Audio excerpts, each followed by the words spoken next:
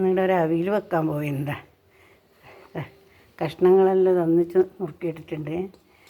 ആദ്യം തന്നെ വെള്ളരിക്ക കഷ്ണം ഇടുക. ആദ്യം തന്നെ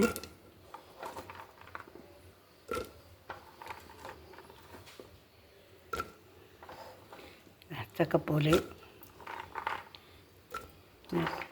ക്യാരറ്റ്,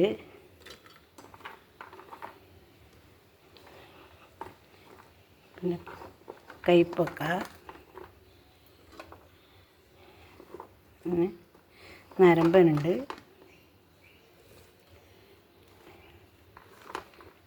നരമ്പൻ,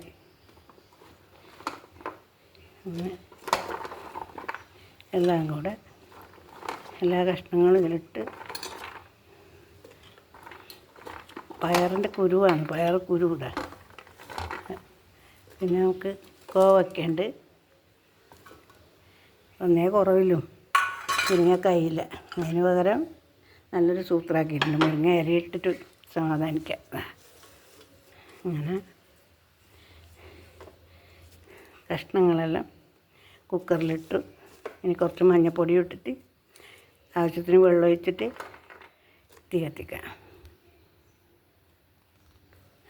മഞ്ഞൾപ്പൊടി ഇട്ടു, ഉപ്പ്, ആവശ്യത്തിന് വെള്ളം ഒഴിച്ചു. നമ്മൾ അവിയലിലേക്ക് വേണ്ടുന്ന തേങ്ങ ഇട്ട്, പച്ചമുളക്,